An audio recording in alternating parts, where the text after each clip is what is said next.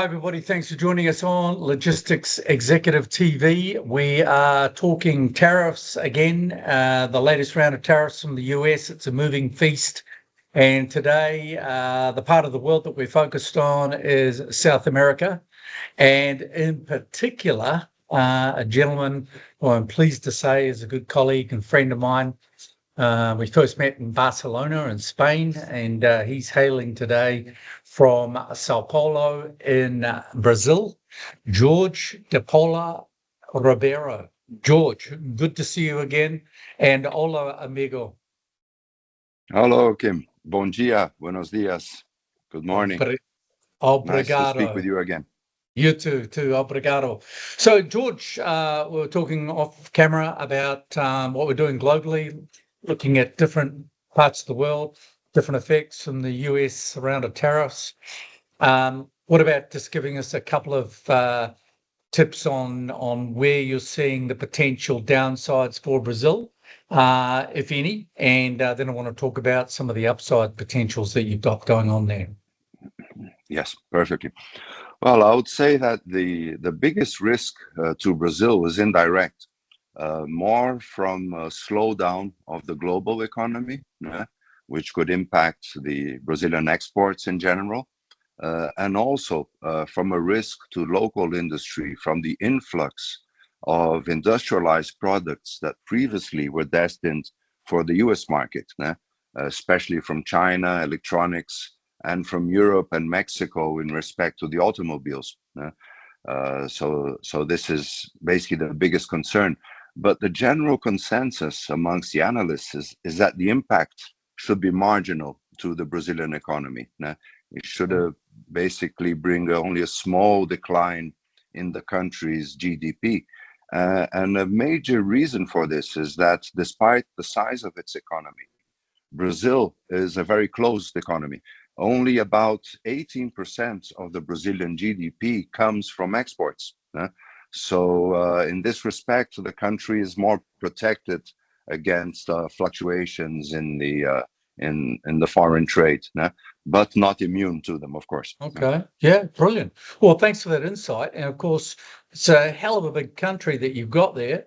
Massive, beautiful country as well. Yet to visit, but I'm sure I'm going to take up your offer and get there not too distant future.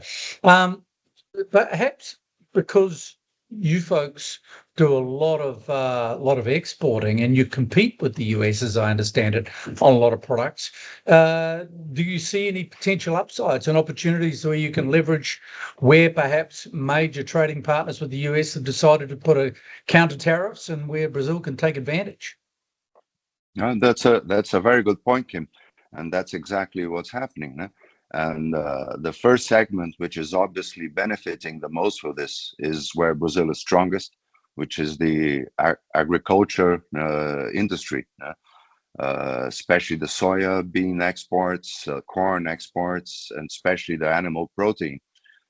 We have seen actually on this past month, since the tariff war has begun, China has increased its purchases of Brazilian soybeans in 12 million tons, a significant amount. And exactly, they are preparing themselves to substitute, as far as possible, their imports of soybeans from the US.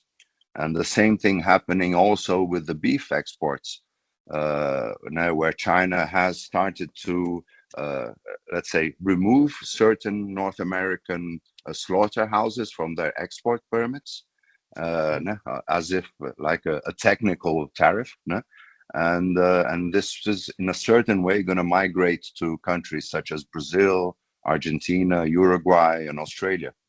So these countries should be benefiting from this shift. Awesome. Yeah. Okay. Well, look here. That's good insight, and I appreciate you sharing that with us. We just had Gulf food here, as you know, and a fairly big contingent of Brazilians up here. This is pre-tariff round, the latest tariff round, and of course, massive products coming, as you say, coming out of Brazil up here.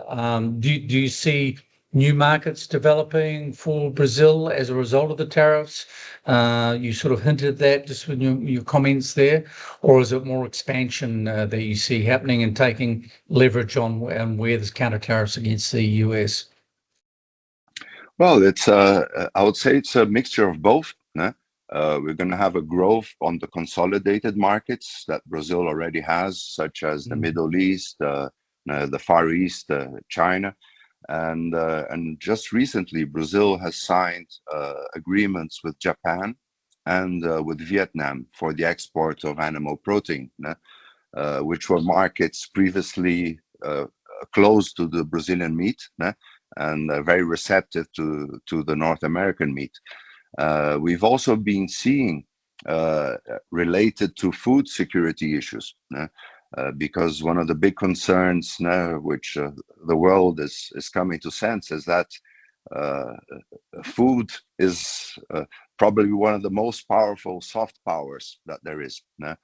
You saw in the conflict between Russia and Ukraine, despite even the Nord Stream having been blown up and the flux of petrol diminishing, the biggest concern was related to the food, to the grain exports through the Black Sea, and also to the fertilizer supplies from Russia. Yep. So you'll be seeing movement of countries like Saudi Arabia is a good example. Their trust company in Silac has recently purchased 30% stake in a Brazilian exporting company, Minerva Foods. They also purchased an 11% stake on BRF, which is the world's biggest poultry exporter, all with a focus to safeguarding food security supplies. Well, that's great. Thanks, George. We have seen a lot of investment from the Middle East into Brazil, especially, as you say, around food security. What about other sectors, heavy industry, minerals, these sorts of things? Yes, I would say the most prominent sectors which have seen investment are in the mining sector, especially strategic minerals. The United Arab Emirates has recently signed a memorandum of agreement with the Brazilian government for the exploit of strategic minerals in Brazil, also with the construction of a railroad and ports infrastructure. And another relevant sector is defense and aerospace. Also as an indirect consequences of the insecurity towards having the US as a military supplier. So you have the case of Embraer and Saab with the Gripen.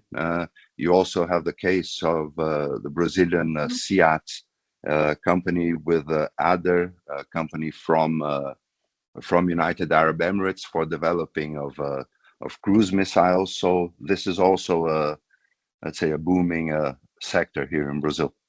Okay, brilliant. Well, that's good to hear, to understand those different sectors. And perhaps we could round out and wrap up by getting your comments on how the tariffs are affecting economies in general from your perspective in South America overall. So what you've got, I mean, how many countries in South America, George? Remind me. Well, it's probably about a dozen, yeah? Actually, you'd say you can, generally speaking, you can, on a geo-economical sense, you can divide South America in three parts. You have the Atlantic facing economies such as Brazil, Argentina, Paraguay, and Uruguay. Brazil and Argentina being the dominant economies in South America, representing about 55% of the region's GDP. They have very similar economies in a sense of being strongly based in agriculture with a modest installed industry. I would say Argentina is currently facing financial difficulties, which have hindered the growth opportunities and investments in the country. But this has been improving slowly. So this is a good, there's a good forecast over there. The other group of countries are the Pacific facing countries, Chile, Peru, Colombia, You can also include Bolivia in the sense, despite Bolivia not being ocean facing. These countries are and Ecuador, sorry, these countries are somewhat more exposed to the U.S. tariffs because their economies are more dependent of exports to the U.S., be it agricultural products or mineral products such as copper, lithium, and also petrol. And then the other group of countries are the Caribbean facing countries, where you can include Venezuela, Guyana, Suriname, and French Guiana. Venezuela is the biggest and most prominent of these economies, but they have been for decades facing big institutional problems, which have hindered growth. And the other economies are very small, but recently there have been huge discoveries of petrol, and this has been boosting these regional economies. And in general, South America has been graced, you can say in certain ways, with the lower band of tariffs by the US of only 10%.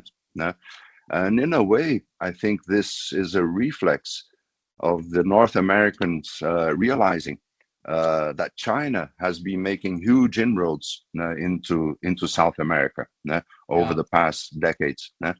There was an interesting map that you shared in LinkedIn the other day, which shows that which countries are the biggest trading partners in China over the last years, and how this has grown. And a very good example of this is an investment recently made by China in a deep water port of Chancay in Peru, which is destined to become like a gateway, a direct gateway into South America, and indirectly a backdoor for access to the east coast of South America through a land bridge linking Brazil, Paraguay, and Peru and Argentina. Brilliant. So, it's no doubt it's very interesting times in the geopolitics with South America being such a massive area and what's so abundant with resources, certainly in the crosshairs of all of the major expansionist nations, no doubt about it. George, really, I know you've got to go to another meeting. Really appreciate your time, my friend.